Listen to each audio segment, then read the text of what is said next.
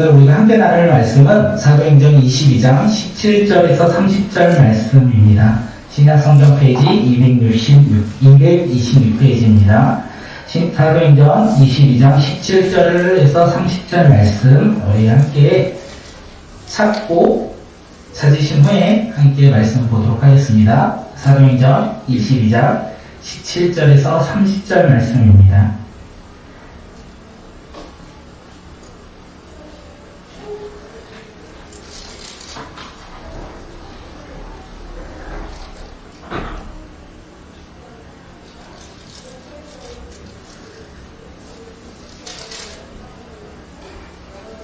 사도행전 22장 17절에서 30절 신약성경 페이지 226페이지입니다. 우리 다 찾으신 것을 알고 함께 서로 교독하도록 하겠습니다. 후에 내가 예루살렘에서 돌아와서 성전에서 기도할 때 황홀한 중에 오늘 주께서 내게 말씀하시되 속히 예루살렘에서 살아라.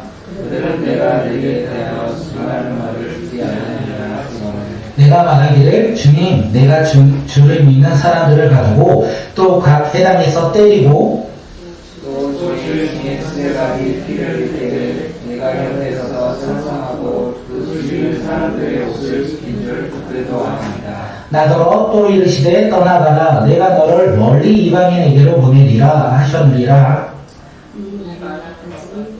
그들이 듣다가 소리 질러 이르되 이러하려면 세상에서 보내버리자 살려주자가 아니하여 떠들며 옷을 벗어 던지고 티끌을 공중에 날리니 천부장이 바울을 경내로 데려가라 명하고 그들이 무슨 일로 그에 대하여 떠들는지 알려자 하여 채찍질하며 신문하라 하니 가죽줄로 바울을 매니 바울이 곁에 서 있는 백부장들로 이르되 너희가 로마 시민된 자를 죄에도 정죄하지 아니하고 채찍질할 수 있느냐 하니 백부장이 듣고 가서 천부장에게 전하여 이르되 어찌하여 하느냐 이는 로마 시민이라 하니 천부장이 와서 바울에게 말하되 너가 로마 시민이냐 내게 말하라 이르되 그러하라. 천부장이 대답하되 나는 돈을 많이 들여 이 시민을 얻었노라.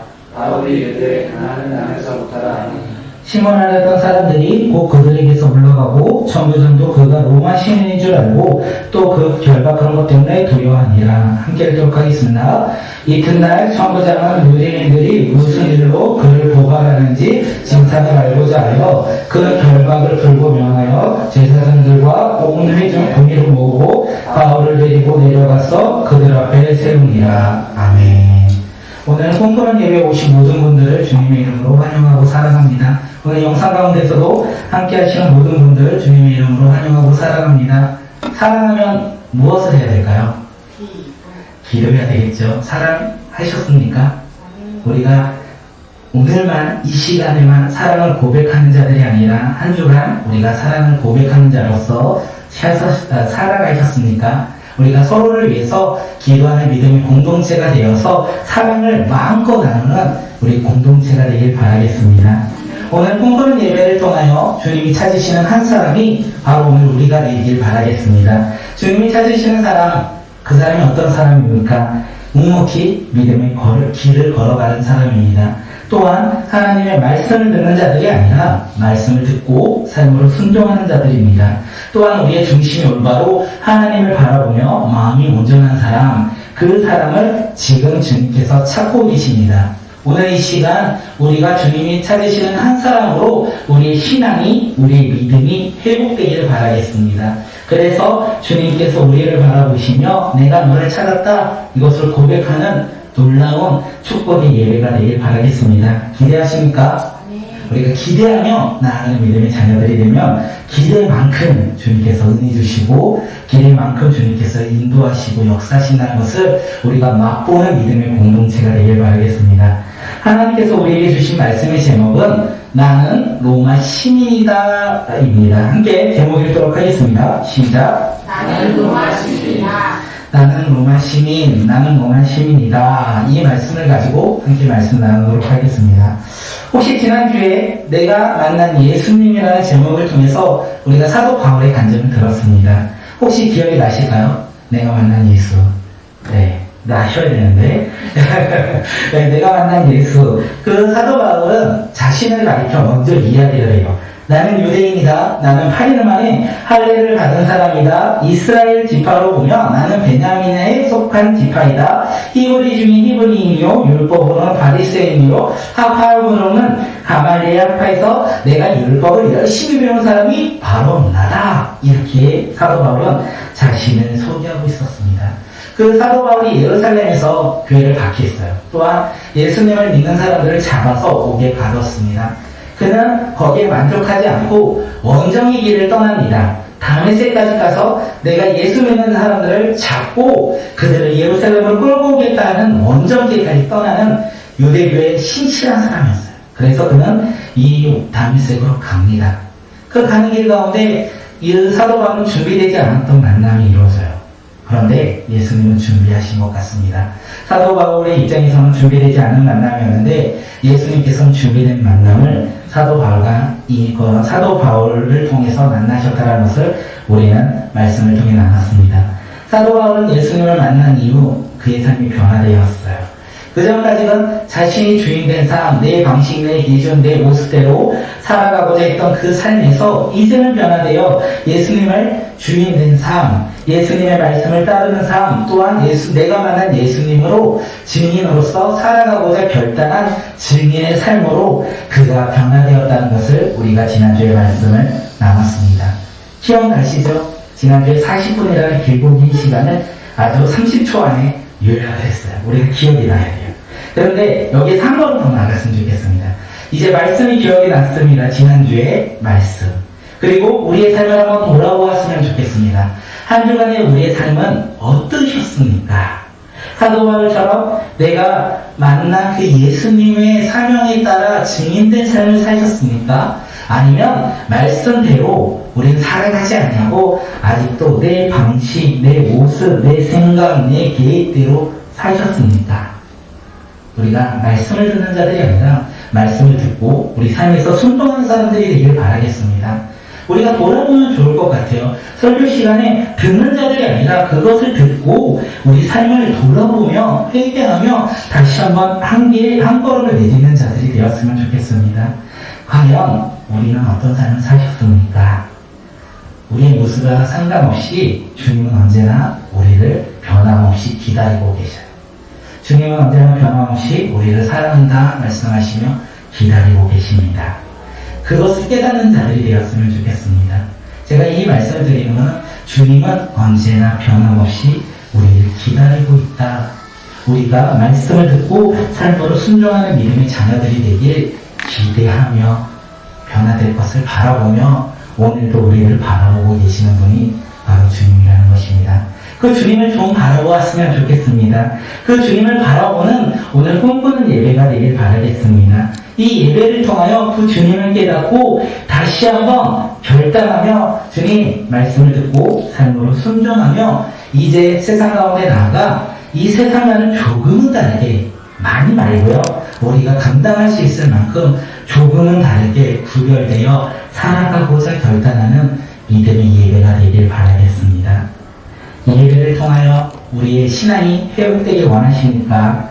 예배를 통하여 우리의 믿음이 회복되길 원하십니까? 이 예배를 통하여 우리가 세상과 조금은 다르게 구별되어 살아가고자 생각은 되십니까? 우리가 그것을 기대하며 이 예배 가운데 나아가는 믿음의 자녀들이 되길 바라겠습니다. 기대하는 만큼 아까도 말씀드렸지만 주님께서 우리 가운데 역사하실 거예요. 우리가 소망하는 만큼 주님께서 그 소망을 이루어 주실 것이에요.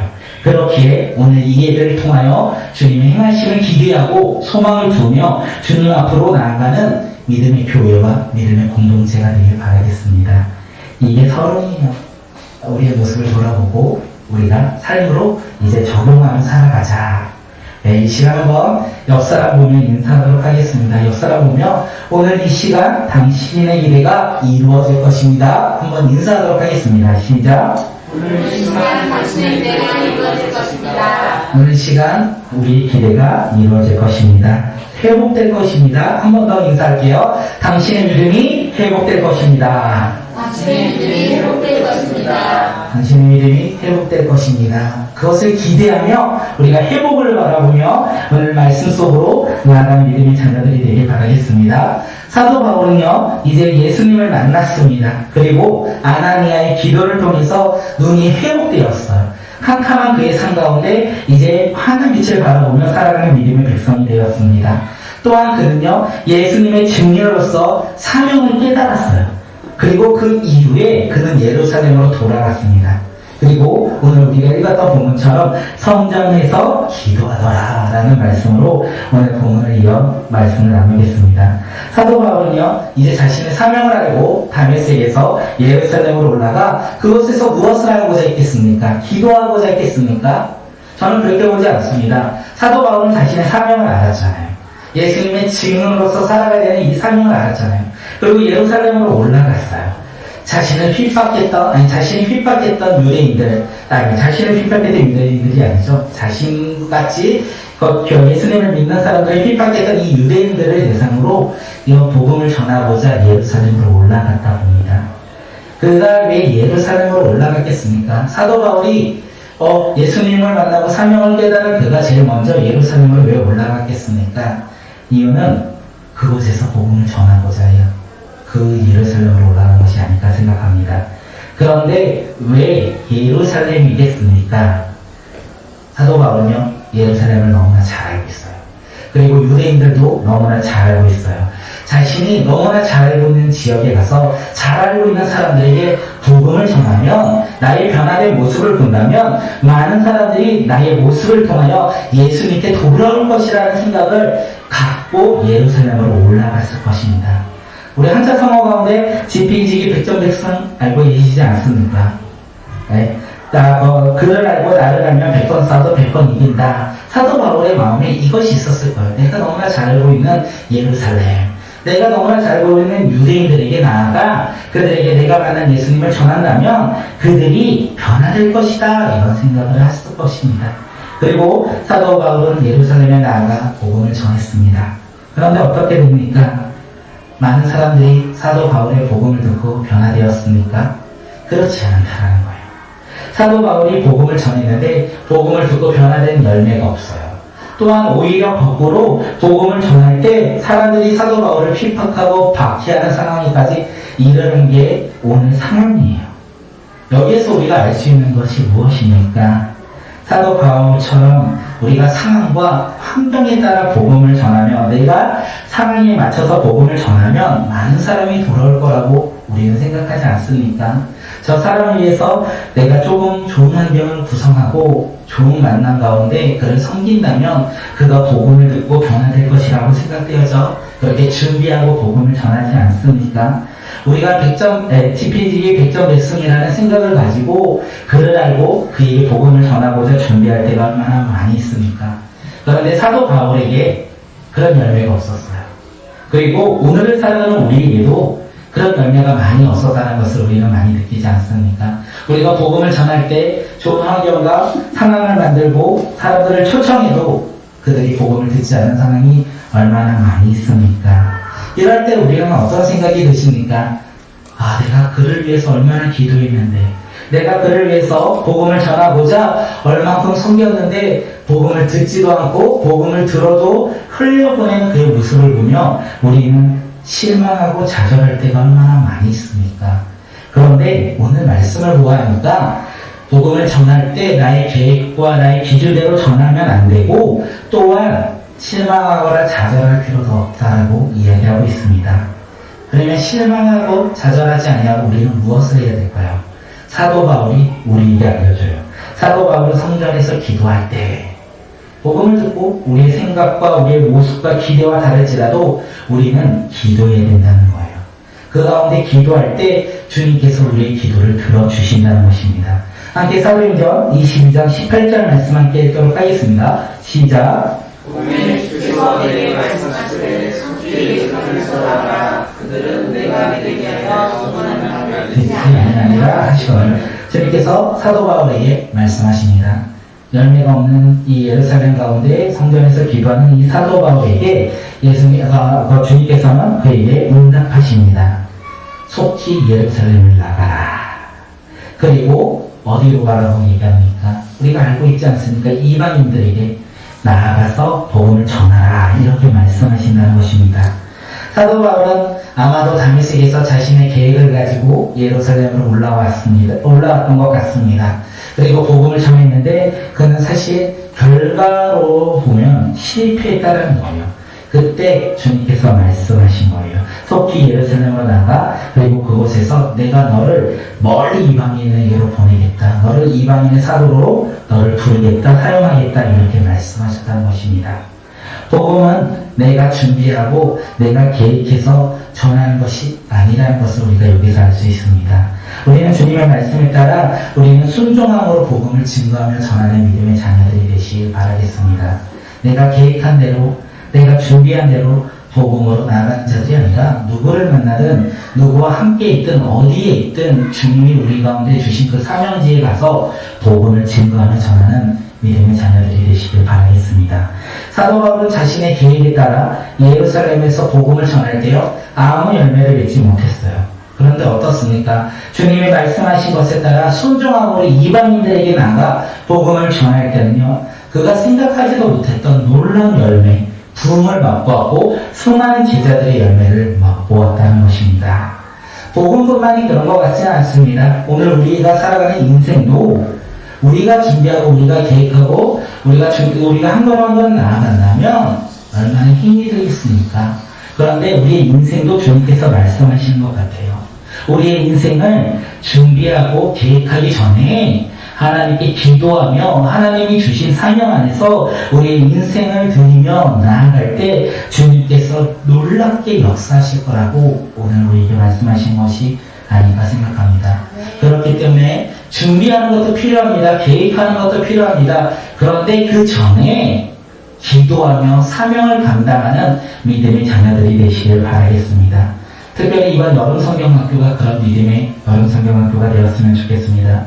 우리가 기도하며 준비하는 과정 가운데 우리가 계획하고 우리가 준비로 끝나는 자들이 아니라 그 전에 먼저 우리가 기도로 준비하는 자들이 되었으면 좋겠습니다. 기도하면서 하나님의 뜻을 발견하는 자, 하나님의 말씀에 순종하는 믿음의 공동체가 되길 바라겠습니다. 이번 여름 성경학교를 통하여서 우리가 준비한 사람들이나 다음 세에 모두 기도로 준비하는 믿음의 공동체가 되길 바라겠습니다. 그랬을 때 이 여름 성경학교가 끝나고 우리의 고백이 하나님의 놀라운 뜻을 무엇인지 발견하는 자들, 그리고 하나님의 꿈을 꾸며 그 꿈으로 인생이 변화되어 이제 이 여름 성경학교 이후에 우리의 삶이 하나님의 꿈을 꾸며 하나님 말씀에 순종하며 살아가는 놀라운 여름 성경학교가 되길 바라겠습니다. 함께 기도해 주시고 함께 참여해 주시고 특별히 하나님의 놀라운 행하심을 우리가 기대하며 소망하며 이 여름 성경학교 가운데 한 걸음 한 걸음 내딛는 믿음의 공동체가 되길 바라겠습니다. 사도 바울이 이제 복음이신 예수님을 전할 때 이제 잠잠했던 이 유대인들, 사도 바울 우리가 3주 동안 이 간증의 이야기를 나누고 있거든요. 그런데 본문 메시지만 보면 사실적으로 길어도 3분도 안 되는 메시지예요. 사도 바울이 이렇게 복음을 전하고 있던 이때 이제 이렇게 듣고 있던 이 유대인들이 이제 너무 분노할 시기가 딱 임해요. 이제 맥스에 딱 찼다는 거죠. 그게 어떤 말이냐면 사도 바울이 유대인들에게 복음을 전하면서 주님께서 내가 너를 멀리 이방인에게로 보낸다 이 말을 선포하는 그 순간 이 유대인들이 분노하기 시작해요. 분노하며 소리 외쳤어요. 그들이 분노하고 소리친 이유가 무엇인지 아십니까? 사도 바울이 주께서 자신을 이방인에게 보냈다 이 말 때문에 그렇습니다. 지금 유대인들에게 있어서 자신들만이 하나님의 거룩한 백성인데 어찌 저 하찮은 이방인이 나와 동일한 하나님의 백성이냐 이렇게 생각하고 있었던 거예요. 그렇게 생각하고 있는 가운데 동일하다. 사도 바울이 간증을 통하여 이방인들도 하나님의 백성으로 부름받은 선택받은 백성이다 라고 하니까 그들이 화가 났던 거예요. 어찌 유대인과 이방인을 동일하게 생각하느냐, 어찌 하찮은 이방인들이 하나님의 선택받은 유대인하고 동일한 하나님의 백성인가 이러면서 분노하기 시작했습니다. 그 분노는요 자신들의 분노를 넘어 하나님을 모독했다라고 생각하는 것까지 그들은 분노했어요. 그러면서 그들은 사도 바울을 향하여 외칩니다. 이런 자는 세상에서 없애버리자. 살려둘 자가 아니다. 이렇게 외치면서 소리 지르며 옷을 던져버리고요. 티끝을 공중에 날려버렸다는 거예요. 곧 다시 말하면 밀란이 일어날 소지가 일어났다는 것입니다. 그런데 우리가 이 말씀을 통하여 한번 보아야 될 것은 진짜 유대인들이 생각하는 것처럼 유대인만 하나님의 선택받은 백성입니까? 이방인들은 하찮은 죄인입니까? 우리가 이 말씀을 보면서 깨달음이 있었으면 좋겠습니다. 유대인만 선택받은 백성이 아니라 이방인도 그들도 사실 선택받은 하나님의 백성이고 그들이 하나님을 몰랐을 때 모두 다 동일하게 죄인이었다는 것입니다. 성경이 오늘 우리에게 이야기를 해요. 유대인이나 헬라인이나 상관없이 사람은 모두 다 죄인이다. 우리 함께 로마서 3장 23절 말씀 함께 보도록 하겠습니다. 시작. 하나님의 영광에 이르지 못하였더라. 성경은요 이야기합니다. 유대인이나 헬라인이나 상관없이 모든 사람은 죄인이며 오직 하나님의 아들 예수 그리스도를 믿을 때만 의인이 되고 하나님의 영광에 이른다. 이것을 이야기하고 있어요. 그런데 유대인들은 그렇게 생각하지 않았다는 거예요. 자신들만 하나님의 거룩한 백성들이고 자신들만 하나님의 선택받은 백성이고 이방인은 절대로 자신들과 동일한 백성이 될 수 없다. 이렇게 생각하며 지금 밀란을 일으키기 일보 직전에 있었던 것입니다. 이 말씀을 준비하면서 저의 청년의 때의 모습이 되게 많이 생각이 났습니다. 사실 지금까지 신앙생활을 하면서 제일 열심히 그리고 사실 어떤 목적 없이 그냥 순수하게 신앙생활을 했을 때가 언젠가 돌아보니까 저의 청년 때였던 것 같아요. 청년 때는 진짜 밤낮 없이 그냥 교회 가는 게 좋았고 거기서 생활하는 게 좋았고 함께 나누는 것이 참 좋았다는 생각이 되게 많이 들었습니다. 그런데 그런 생활을 했던 가운데 저에게 기준이 하나가 떠오르더라고요. 어떤 기준이냐면 신앙의 행위의 기준이라는 게 딱 떠오르더라고요. 제가 많은 청년들을 참으로 비판하고 정죄했던 저의 모습이 참 많이 떠올랐어요. 거룩한 이 어떻게 저렇게 신앙생활을 할 수 있지? 어떻게 예수님을 저렇게 믿는다고 하면서 저런 모습으로 신앙생활을 할 수 있지? 이러면서 비판하고 판단했던 저의 모습. 기준이 간단했어요. 행위였던 거예요. 행위의 기준을 두고 오늘 유대인들처럼 생각했던 거예요.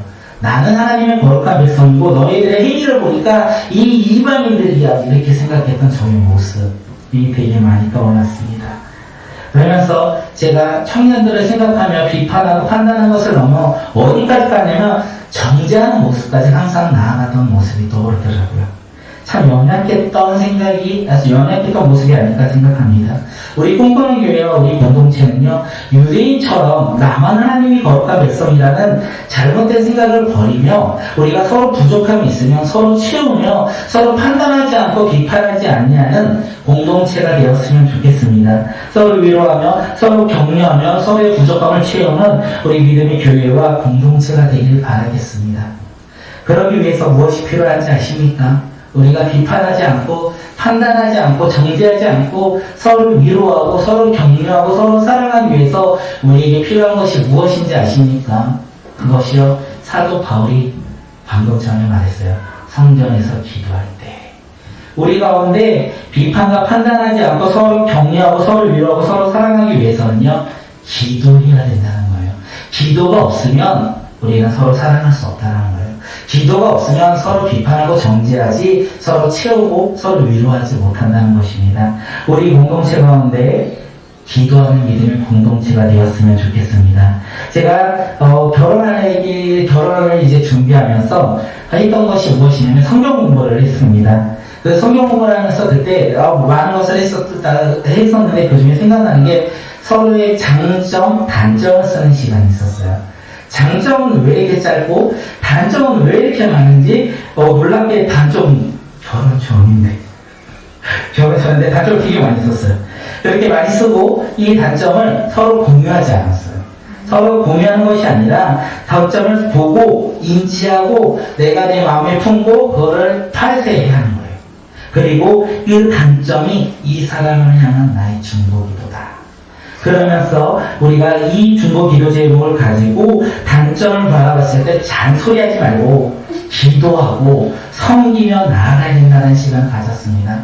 어디 마음만 그랬죠. 단점 보면 야 이렇게 하는데 그런 시간을 가졌는데 이것 또한 우리가 기도 제목이라는 거예요. 서로의 부족한 모습을 판단하고 비판하는 것이 아니라 기도해야 된다는 거예요. 우리 꿈꾸는 교회 가운데 언제나 무엇을 할 때 기준이 우리의 기준이 되지 아니하고 하나님의 말씀의 기준이 되어서 우리가 서로를 위해 기도하는 믿음의 공동체가 되길 바라겠습니다.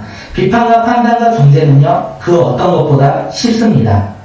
판단하고 비판하고 정죄하는 건 어렵지도 않아요. 싸우는 거요? 어렵지도 않아요. 그런데 참고 인내하고 사랑하고 위로하고 섬기는 것은 너무나 어렵습니다. 왜냐하면 나의 것을 내려놓아야 하기 때문에 그렇습니다. 그런데 우리 공동체는 조금은 어려운 길을 걸어갔으면 좋겠습니다. 조금은 어려운 길로 걸어가면 서로 사랑 안에서 서로 기도하는 믿음의 공동체가 되길 바라겠습니다. 그래서 이 시간 한번 서로를 위해서 축복하는 시간 갖도록 하겠습니다. 뭐라고 축복하냐면 당신을 위해서 기도하겠습니다. 시작. 당신을 위해서 기도하겠습니다. 말로만 말고요. 삶에서요. 우리의 삶의 모습 가운데 기도하는 공동체가 되길 바라겠습니다. 네, 사도 바울이 유대인들을 향한 이 아람어로 지금 간증을 하고 있을 때 이제 유대인들이 흥분한 것을 보았어요. 천부장이 보았다라는 거예요. 그리고 천부장은 밀란이 일어날까봐 지금 사도 바울을 영내로 데려갑니다. 천부장은 이 아람어로 있기 때문에 이해할 수가 없었어요. 그래서 이 사도 바울을 그 채찍질하고 신문하며 그것이 어떤 사건으로 일어나는지 알아보고자 군인들에게 명령합니다. 당시 로마의 채찍질은요, 그 어떤 것보다 강력하다고 했습니다. 그 채찍의 끈은 가죽끈으로 되어 있고 그 끝에는요, 이 쇠조각이나 뼈 조각으로 되어 있다고 합니다. 그래서 채찍을 맞으면 살점을 뚫고요, 다시 그 채찍을 빼면 살점이 떨어지거나 피가 터지거나 한다고 합니다. 그 어떤 것보다 고통이 가득한 게 바로 로마 채찍질이라고 합니다. 그래서 이 로마의 채찍질은요, 로마 시민에게는 거행하지 않아요. 로마 시민에게 시행되지 않고, 그리고 이방인들에게 시행이 되면 로마인에게 만약에 시행된다면 재판을 한다고 합니다. 그리고 재판의 결과에 따라서 채찍을 가한다고 합니다. 그런데 지금 천부장은요, 사도 바울에게 일어나는 이 상황을 보고요, 그를 알아보고자, 이 상황에 대해서 알아보고자 지금 사도 바울을 채찍질하라, 그리고 그를 신문하라 이렇게 명령했습니다. 이때 사도 바울이 이야기합니다. 우리 함께 사도행전 22장 25절 우리 함께 말씀드리도록 하겠습니다. 시작.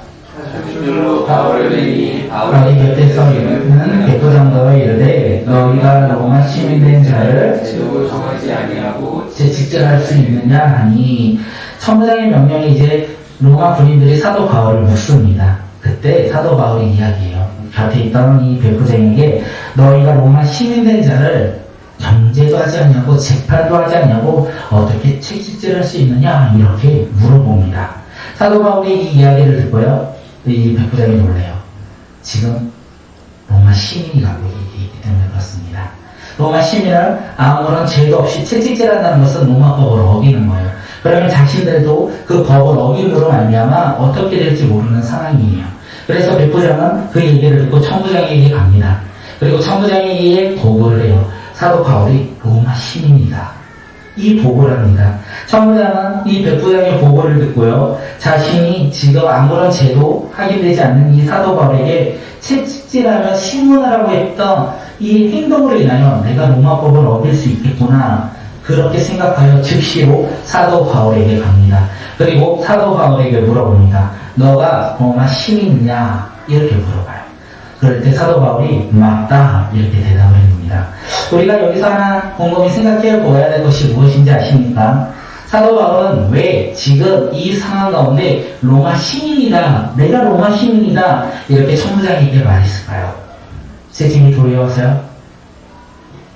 살이 뜯겨나갈까봐요? 아픔이 있을까봐요? 고통이 있을까봐요? 환난과 두려움이 있을까봐요? 그가 로마 시민이라고 고백했을까요? 그렇지는 않다는 걸 우리가 너무나 잘 알아요. 왜냐하면 사도 바울이 우리 모습을 계속 말씀을 나눴기 때문에 그렇습니다. 또한 사도 바울이 2차 선교 여행 당시 빌립보라는 지역에서 복음을 전하다가 사람들에게 매를 엄청 맞았습니다. 그리고 감옥에 갇혔어요. 그럴 때 그 사도 바울이 나는 로마 시민이다 한마디만 했으면 그는 맞지 않았을 거예요. 그런데 그는 다 맞고 감옥에 갔다는 거예요. 그런 사도 바울이요, 지금 채찍이 맞아서 두려워서 환난과 고난이 그에게 두려움을 주어서 그가 내가 로마 시민이다 이렇게 말했을까요? 그렇지 않다는 거예요. 사도 바울의 삶을 한번 돌아보았으면 좋겠습니다. 사도 바울의 우리가 말씀을 나누면서 사도 바울은 언제나 성령에 민감한 사람이었어요. 성령의 말씀에 따라 순종한 사람이었고 성령이 행하신 대로 나아갔던 사람입니다. 오늘 본문에는 없지만 사실 아마도 사도 바울에게 로마 시민이다 말하라고 한 것은 성령의 음성이 아니었을까 생각되어집니다. 왜냐하면 그에게 아직 사명이 남아있었기 때문에 그렇습니다. 로마를 가야 하는, 로마에서 세상의 중심인 로마에서 복음을 전해야 되는 그에게 사명이 있었기 때문에 성령님이 로마 시민이라는 것을 말을 함으로써 그가 로마로 가는 길이 잡힌다는 거예요. 우리가 앞으로 이 말씀을 나누며 나갈 때 그가 이 지금 로마 시민이다 이 한마디로 인하여 그는 로마로 갑니다. 자신의 생각과 자신의 뜻에 따라 두려움으로 나는 로마 시민이다 이렇게 말하는 것이 아니라 하나님의 계획 가운데 하나님의 말씀 가운데 그가 순종하여 내가 로마 시민이다 라고 말을 한 것입니다. 우리가 어떻게 할 수 있느냐? 이제 앞으로 남은 사도행전을 통하여 계속 함께 볼 수 있을 것 같습니다. 청장은요, 사도 바울에게 이렇게 얘기합니다. 너가 로마 시민이냐? 그렇다 하니까 나는 돈이 많았어. 나는 돈을 많이 줘서 이 로마 시민권을 얻었다 라고 얘기해요. 갑자기 생뚱맞지 않습니까? 채찍으로 때리려고 했던 그 자를 로마 시민으로서 알면서 나는 돈 주고 로마 시민권을 샀는데 이 얘기. 그런데 이 얘기 가운데 사도 바울이 뭐라고 하시는지 아십니까? 나는 나면서부터다 이렇게 이야기합니다. 나는 돈 주고 샀는데 너는 어떤 시민이냐 물어보니까 나는 나면서부터 로마 시민이었다라고 얘기합니다. 다시 말해서 로마 시민은요, 세 가지로 분류할 수 있다는 거예요.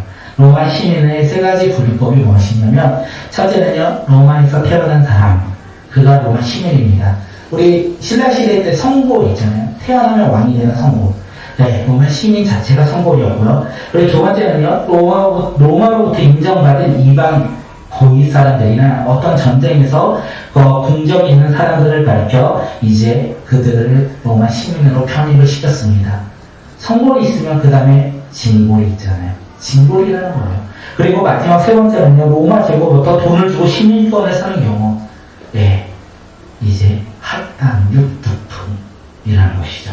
같은 시민이지만 등급은 나뉘어져 있다는 것입니다. 같은 귀족이지만 귀족 안에서도 등급이 나뉜 것처럼 지금 로마 시민이라는 것 안에서도 시민의 분류 안에서 차이가 있었다는 거예요. 천부장은 많은 돈으로 로마의 시민권을 샀다고 말할 때 사도 바울은 나는 원래 나면서부터 로마 시민이었다라고 말합니다. 천부장보다 더 높은 이 계급의 시민권자를 만난 거예요. 네. 이 당시에 시민권이 이렇게 중요했습니다. 당시에 로마 시민권이 있던 것은 그 이방 사람들에게 있어서 되게 큰 자랑거리였어요. 그리고 로마 시민권이 있다는 것은 큰 특권이기도 했습니다. 그런데 사도 바울에게 있어서 이 로마 시민은요, 자랑거리도 아니고 특권도 아니었습니다. 왠지 아십니까? 사도 바울은 로마 시민이 자랑스럽지도 않고 특권이라 생각하지도 않았어요. 왜냐하면 예수님을 만난 이후 자신의 각오는 중요하게 생각하지 않았습니다. 그리고 예수님을 만난 이유는 오직 예수님만이 나의 자랑이요, 나의 특권이요, 나의 삶의 전부라고 그는 생각하며 살았기 때문에 그렇습니다. 함께 빌립보서 1장 23절 말씀해보도록 하겠습니다. 시작. 나는 이 둘 사이에 끼어 있습니다. 내가 원할 것은 세상을 떠나서 그리스도와 함께 되는 것입니다. 사도 바울은요, 로마 시민권에 있고 싶어하는 사람이 아니었습니다. 그는요, 언제나 그리스도와 함께 사는 것을 꿈꾸며 살아갔던 믿음의 사람이었습니다. 그렇기 때문에 고난이 있을지라도 환난이 있을지라도 그는 언제나 예수 그리스도와 함께 살아가고자 꿈을 꾸며 살아가는 믿음의 사람이었습니다. 이런 믿음의 사람이 사도 바울뿐만이 아니었던 것 같습니다. 아브라함, 우리가 너무나 잘 알고 있는 이 아브라함도 동일합니다. 그는 갈대아 우르의 사람입니다. 갈대아 우르에서 잘 먹고 잘 살고 있었어요. 하나님 없이도 그는 부족함이 없이 잘 먹고 잘 살았어요. 그런데 그가 갈대아 우르를 떠납니다. 왜 떠납니까? 하나님을 만났기 때문에 그렇습니다. 그리고 주님의 음성을 들었고 그 음성 가운데 부르심을 깨달았기 때문에 그는 순종하며 한 걸음 한 걸음 하나님의 말씀에 따라 나아갑니다. 히브리서 우리 11장 10절 말씀을 읽도록 하겠습니다. 히브리서 11장 10절 시작. 이는 그가 하나님이 계획하시고 지으실 터가 있는 성을 바라보고 있습니다. 아브라함은 하나님을 만났고 하나님의 부르심을 들었고 그 이후에 그의 삶이 변화되었다는 거예요. 무엇으로요? 하나님의 터가 있는 성을 바라보았습니다. 하나님의 나라를 바라보았다는 것입니다.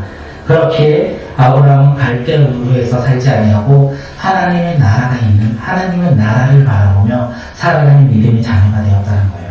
아브라함은요, 이름이 무엇입니까? 아브라함의 이름의 뜻이 무엇입니까? 존귀한 아버지였어요. 그런데 이 세상 가운데 살아갈 때 존귀한 아버지였지만 하나님의 부르심에 하나님의 약속의 땅을 바라보며 살아갈 때 그의 이름이 아브라함으로 바뀝니다. 그의 이름의 뜻이 무엇이냐면 열국의 아버지. 네, 그의 인생이 바뀌었다는 거예요. 그의 삶이 바뀌었다는 거예요. 사랑하는 성도님들, 오늘 우리는 어떻습니까? 오늘 우리는 이 세상을 살아가면서 이 세상이 전부인 것처럼 혹시 살아가고 있는 것은 아닙니까? 이 세상이 자랑거리를 가지고 특권을 가지고 명예를 가지고 기준과 가치관을 가지고 이 땅에 속하여 이 땅만 바라보며 살아가는 것이 우리의 모습 아닙니까? 그런데 오늘 사도 바울가 그 아브라함이 우리에게 말합니다. 이 세상에 속하여 살아가지만 하나님의 계획을 바라보며 하나님의 나라를 바라보며 예수님과 동행하는 삶을 살라고 오늘 우리에게 말을 하고 있는 것입니다. 왜 우리에게 말하는지 아십니까? 우리도 예수님을 만나기 때문에 그렇습니다. 오늘 우리가 살아가는 믿음의 백성으로서 우리도 예수님을 만남으로 말미암아 예수님과 함께 살아가는 믿음의 백성으로 우리를 초대하시고 우리를 부르고 있기 때문에 그렇습니다. 이 부르심에 우리가 믿음으로 순종하는 믿음의 공동체가 되길 바라겠습니다. 이 세상을 바라보며 살아가는 자들이 아니라 세상의 기준과 가치관으로 살아가는 자들이 아니라 이제는 이 세상에 속하여 살아가지만 하나님의 나라를 바라보며 믿음 안에서 예수님과 동행하며 살아가는 믿음의 교회와 공동체가 되길 바라겠습니다. 사도 바울의 신분이 이제 바뀝니다. 함께 사도행전 22장 29절 함께 읽도록 하겠습니다. 시작. 신문하던 사람들이 곧 그에게서 올라가고 청부장도 그가 로마 시민인 줄 알고 또 그 결박한 것 때문에 두려워한다. 네, 사도 바울이요, 방금 전까지만 해도 그냥 한낱 유대인에 대한 범죄인에 불과했어요. 그런데 지금 청부장과 로마 군인들의 모습이 바뀌었다는 거예요. 왠지 아십니까? 로마법을 어겼기 때문에 그렇습니다. 사도 바울이 로마 시민이라는 것을 알고 그들이 로마법을 어긴 것을 알고 두려워하여 사도 바울을 바라보았고 그를 풀어줬다는 것입니다. 사도 바울이 알지 못하는 그 상황 가운데서도 하나님께서는 지금 사도 바울을 이끄시고 인도하신다는 것을 오늘 우리가 이 말씀을 통해 깨달을 수 있다는 거예요. 그리고 하나님께서 사도 바울을 어디로 이끄시냐면 로마로 이끄신다는 거예요. 사도 바울이 가고 싶었던 그 로마를 향하여 지금 주님께서 이끌어 가시고 있다는 것입니다. 나는 로마 시민이다. 이 말 안에 성령의 음성과 그리고 성령의 계획이 들이부되었다는 것을 깨닫고 우리 삶 가운데 우리 삶의 기준이 우리의 계획이 아니라 바로 하나님의 말씀, 하나님의 사명이 되었으면 좋겠고 오늘을 살아가면서 우리가 서로를 바라보며 기도하는 믿음의 공동체가 되길 바라겠습니다. 그리고 이제 예배당을 나서는 이 순간부터 우리는 다시 이 땅에 속하여 살아갑니다. 이 세상에 속하여 살아가는 우리가 이 세상을 바라보지 아니하고 기도하며 하나님이 주신 하나님의 나라의 소망을 두며 살아가고 마음껏 예수님을 증거하며 다시 돌아올 때 우리가 살아계신 하나님을 간증하는 믿음의 공동체, 하나님을 자랑하는 믿음의 자녀들이 되시길 바라겠습니다.